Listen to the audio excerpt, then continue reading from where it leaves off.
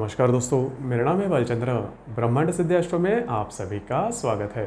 आज के इस वीडियो में हम चर्चा करेंगे कि यदि शुक्र दशम स्थान में है तो उसके जो फल है वो कुंडली में किस प्रकार से मिल सकते हैं, इसके बारे में चर्चा इस वीडियो में हम करने वाले हैं। इसके पहले के जो वीडियो थे उसमें हमने शुक्र अगर प्रथम स्थान में हो, द्वितीय स्थान में हो, इस प्रकार से करीबन सभी स्थानों में शुक्र की जो फल है वो किस प्रकार के मिल सकते हैं उसके बारे में वीडियो अपलोड हो चुके हैं। आप उसका आनंद ज़रूर लीजिए। तो आज के वीडियो में हम चर्चा करेंगे कि शुक्र अगर दशम स्थान में है तो उसके जो फल होंगे वो किस प्रकार के होंगे। तो पहले तो हमें ये तय करना होगा कि दशम स्थान कहाँ पर आता है या फिर जो गिनती की जाती है स्थानों की वो किस प्रकार की होती है। आप यहाँ पर देख सकते हो कि ये जो कुंडली की जो आकृति है वहाँ पर कई चौखटें लिखी हुई है। तो ये जो चौखटें आपको दिख रही है उसी को घर कहा जाता है, स्थान कहा जाता है, या फिर संस्कृत में इसे भाव भी कहा जाता है। तो इसकी जो गिनती है, मतलब प्रथम जो स्थान है इसकी जो गिनती की जाती है तो वो जो यह जो खाना है या फिर यह जो स्थान है उससे की जाती है। हालांकि उसे लगन स्थान भी कहा जाता है। जो प्रथम स्थान है उसे लगन स्थान भी कहा जाता है। हर एक स्थान को अपने अपने नाम है। तो जैसे कि ये जो दशम स्थान है इसे कर्म स्थान भी कहा जाता है। तो हर एक स्थान को अपने अपने नाम है और उस नामों के कारण ही उस स्थान के जो भी कारकत्व भाव है वो समझ में आ जाते हैं। तो यह जो पहला भाव है इसे लगन स्थान भी कहा जाता है। अब इसे लगन स्थान क्यों कहा जाता है, तो पहली तो बात ये समझ लीजिए कि लगन, जो हम व्यावहारिक रूप में लगन शब्द का जो उपयोग करते हैं विवाह या फिर शादी के मामले में, तो वो और लगन या फिर कुंडली में जो लगन स्थान है उसका किसी भी प्रकार का संबंध, कोई संबंध नहीं है। तो फिर इसे लगन क्यों कहा जाता है, इसके संदर्भ में अगर आप जो हमारा पहला वीडियो है मतलब शुक्र प्रथम स्थान में, अगर वो आप देख लो तो आपको बात समझ में आ जाएगी। तो फिलहाल तो आप यही जान लीजिए कि इसे प्रथम स्थान या फिर लगन स्थान कहते हैं। और उसी प्रकार अगर बाएं तरफ से अगर आप इसे खाने की गिनती करो तो ये जो गिनती है वो पूरी 12 तक हो जाती है। और ये जो 12 खाने हैं वो 12 खाने 12 राशियों के लिए होते हैं। आपने देखा होगा, अगर आपके पास अभी कुंडली है तो उसमें भी आप देख सकते हैं कि हर एक खाने में एक आंकड़ा है, एक क्रमांक है, और वो जो आंकड़ा है वो अपनी राशि का प्रतिनिधित्व करता है। जैसे कि 1 से लेकर 12 तक। अभी ये जो गिनती है मैं जैसे कह रहा हूँ कि यहाँ पर प्रथम स्थान है, तो कई कुंडली में आपने देखा होगा कि यहाँ पर कुछ अलग ही आंकड़े लिखे, हालांकि है प्रथम स्थान लेकिन आंकड़ा अलग है। तो वो जो आंकड़ा है वो आपकी जो मतलब राशि है, लगन राशि है, उसको डिनोट करता है या फिर तय करता है। तो वो कहाँ से किस से डिनोट हो जाता है कि आपकी जो जन्म तारीख, जन्म का समय, जन्म का सन, उसके आधार पर यहाँ पर कौन सा आंकड़ा आएगा या फिर कौन सी राशि आएगी आपकी लगन में, वो तय हो जाती है। और क्रमवार उसकी जो ये है वो यहाँ पर लिखी जाती है, वो जो राशियाँ हैं। जैसे कि हर एक राशि को अपना अपना जो क्रमांक है या फिर आंकड़ा है वो दिया जाता है। जैसे कि मेष राशि के लिए पहला आंकड़ा है, मिथुन राशि के लिए तीसरा आंकड़ा है, वृश्चिक राशि के लिए 8वां है, कुंभ राशि के लिए 11वां है। इस प्रकार से हर एक राशि को अपने अपने आंकड़े दिए गए हैं। तो इसी प्रकार इसलिए यहाँ पर मैंने किसी भी प्रकार के आंकड़े नहीं लिखे हैं। उसके कारण यही है कि आपको सिर्फ यही देखना है कि कौन सा स्थान है। अगर मैं आंकड़े लिख देता तो वो आपके लिए कन्फ्यूजन हो जाता, क्योंकि फिर आपके कुंडली में कुछ अलग ही आंकड़े आ जाते तो वो फिर आपके लिए कन्फ्यूजन हो जाता है। इसलिए मैंने किसी भी प्रकार के आंकड़े नहीं लिखे या फिर अन्य कोई ग्रह भी नहीं लिखा है। जिसके बारे में हमें जानकारी चाहिए वही मैंने शुक्र यहाँ पर दशम स्थान में लिखा है। तो अब हम चर्चा करेंगे कि दशम स्थान में शुक्र है तो उसके जो परिणाम है, उसके जो फल है, भाव फल, वो किस प्रकार से मिल सकते हैं। पहले तो सबसे महत्वपूर्ण बात, शुक्र अगर आपके दशम स्थान में है तो वो भाग्य का लक्षण कहा जाता है, भाग्यवान कुंडली कही जाती है कई मायनों में।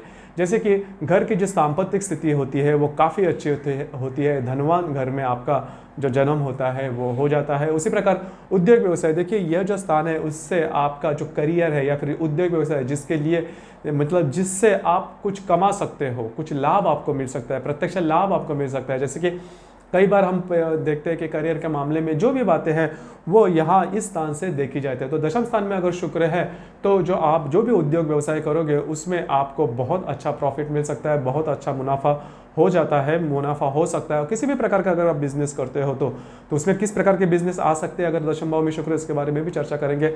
यदि आप कहीं नौकरी पर हो तो नौकरी में भी आपको बहुत इजीली प्रमोशंस मिल जाते हैं। तो दशम भाव में अगर शुक्र आपका सही है, अच्छा है, अच्छे भाव से है, मतलब अच्छे एस्पेक्ट में है, तो भी आपके जहाँ पर आप काम करते हो, नौकरी करते हो, खास करके जब नौकरी करते हो वहाँ पर आपको जो प्रमोशंस है वो काफ़ी इजीली मिल जाते हैं। वहाँ पर का जो वातावरण है वो भी काफ़ी अच्छा मिल जाता है। यदि आपके पास किसी भी प्रकार की कला है, कोई भी आर्टिस्टिक एबिलिटी है आप में, तो जिसे हम वो जो आर्टिस्टिक एबिलिटी है वो उससे आप जल्दी से प्रसिद्ध हो जाते हो। फेमस होना जैसे बोलते हैं, आजकल की दुनिया में फेमस होना बहुत इंपॉर्टेंट है, क्योंकि आप क्या हो इससे ज़्यादा आप मतलब कितने प्रसिद्ध हो उसको ज़्यादा महत्व है, क्योंकि जितने आप प्रसिद्ध होगे, जितने आप फेमस होगे, उतना ही आप इनकैश कर सकते हो। तो ये सीधी सीधी बात है। कई बार ऐसा होता है कि आदमी बहुत अच्छा उसके पास स्किल होता है, लेकिन कोई जान नहीं पाता, कोई समझ नहीं पाता, किसी को पता नहीं होता, जिसकी वजह से वो जो स्किल है उसका कोई भी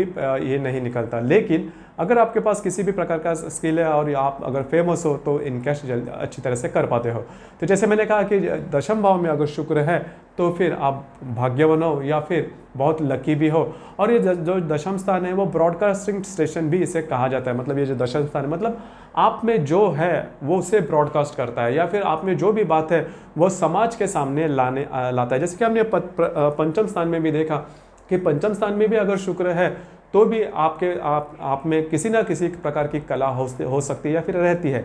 लेकिन वो जो भी कला है, जिस भी प्रकार की कला है, क्योंकि पंचम स्थान में भी अगर शुक्र हो तो भी आपके पास बहुत सारी कलाएं हो सकती है, या फिर आप जो व्यक्ति है किसी भी कला में माहिर हो सकता है। लेकिन वो जो कला है वो इनकैश नहीं करता, वो खुद के लिए आत्म समाधान के लिए उसे वो करता है, मतलब उसे पाता है। लेकिन अगर दशम स्थान में शुक्र है तो वो ब्रॉडकास्टिंग की तरह आता है, मतलब जो भी आपकी कला है वह समाज के सामने आती है और जिससे आप फेमस भी हो जाते हो और जिससे अच्छी तरह के लाभ भी मिलते हैं। और किसी न किसी प्रकार के जो भी कला है उसके संदर्भ में आप भाग्यवान हो जाते हो, आप बहुत ज़्यादा फेमस होते हो। और यहाँ पर शुक्र होना भाग्य, नसीब और ऐश्वर्य का द्योतक है। मतलब अगर आपके यहाँ पर शुक्र है तो पैसे के मामले में, भाग्य के मामले में, या फिर नसीब जिसे लक फैक्टर कहते हैं उसके मामले में आपको किसी भी प्रकार के प्रॉब्लम या कॉम्प्लिकेशंस कभी भी नहीं आएंगे।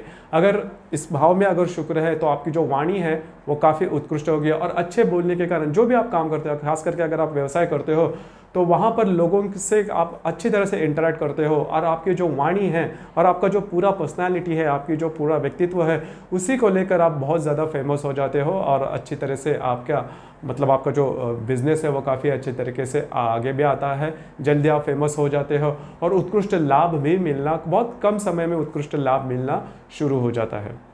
अब हम देखेंगे कि ऐसे कौन से व्यवसाय है जिसमें ये जो दशम भाव का शुक्र है वो आपको काफ़ी आगे लेके जा सकता है।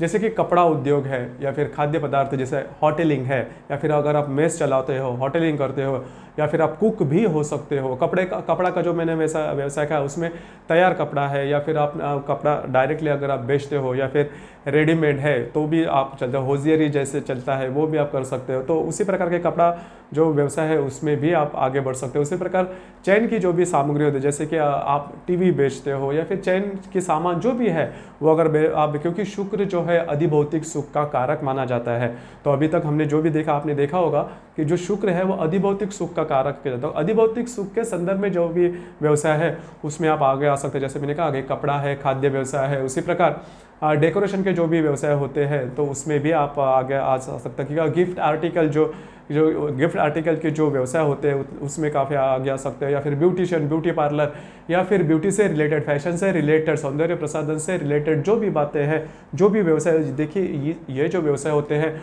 वो बहुत सारे होते हैं। तो अगर मैं इनकी गिनती कर लूँ तो वो बहुत अपनी जो वीडियो है बहुत ही बड़ा हो जाएगा। लेकिन इसीलिए मैं आपको वो कह रहा हूँ कि इससे रिलेट करने वाले, इस फील्ड से, मतलब खाद्य व्यवसाय से रिलेट करने वाले, या फिर कपड़ा मार्केट से रिलेट करने वाले, या फिर अधिभौतिक जो सुख है उससे रिलेट करने वाले, या फिर सौंदर्य प्रसाधन, ब्यूटी इंडस्ट्रीज, फैशन इंडस्ट्रीज, इससे रिलेट करने वाले जो भी व्यवसाय है, जो भी छोटे मोटे व्यवसाय है, उसमें अगर आपके दशम स्थान में शुक्र है तो आप जल्दी से क्लिक कर सकते हो। या फिर कला साहित्य का जो सामान होता है, या फिर एजुकेशन फील्ड से रिलेट करने वाला, जो कला साहित्य मतलब कला से रिलेट कर किसी भी प्रकार का कला, गायन वादन, या फिर उससे रिलेट करने वाले जो भी साहित्य है उसका भी अगर आप कारोबार करते हो तो उसमें भी काफ़ी आगे आ सकते हो।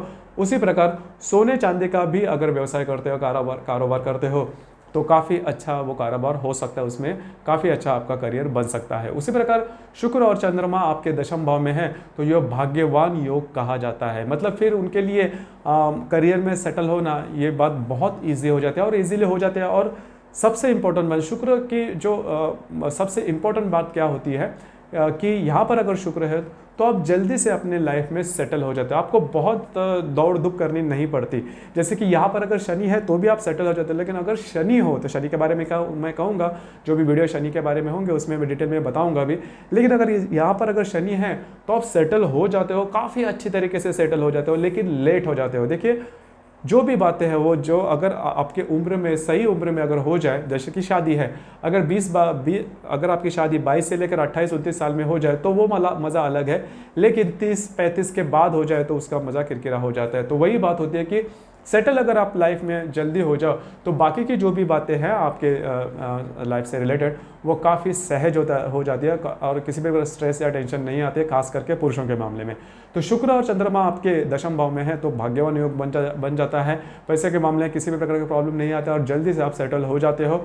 अगर स्त्री के कुंडली में दशम भाव में अगर शुक्र है तो उसे मिलने वाला जो पति है वो काफ़ी सुस्वभावी होता है और भाग्यवान भी होता है।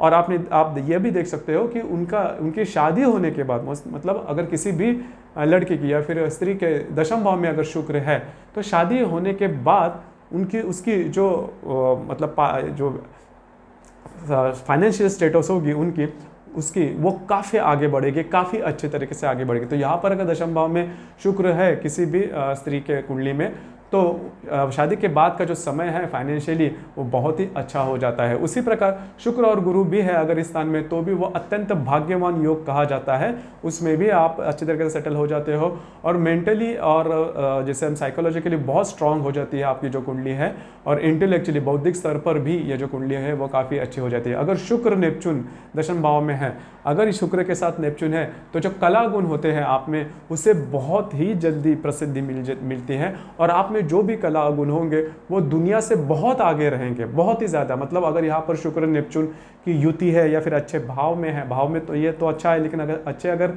राशि नक्षत्र में है तो आप में जो भी कला होगी वो दुनिया से परे होगी, मतलब बहुत अच्छा और अच्छी तरह से आप आगे बढ़ोगे। उसी तरह का अगर दशम भाव में अगर शुक्र है तो जो ऑथर्स होते हैं, लेखक होते हैं, उनके लिए भी काफ़ी अच्छी वो बात मानी जाती है, वो भी प्रसिद्धि में काफ़ी जल्दी आ जाते हैं। तो दोस्तों ये था दशम भाव में अगर शुक्र है तो उसके मिलने वाले परिणाम। आपको ये वीडियो कैसे लगा, आपने किस तरह से अनुभव किया, इसके बारे में नीचे कमेंट बॉक्स में ज़रूर कमेंट करना, और अपना जो चैनल है ब्रह्मांड सिद्धि एस्ट्रो इसे लाइक शेयर सब्सक्राइब ज़रूर करना। धन्यवाद।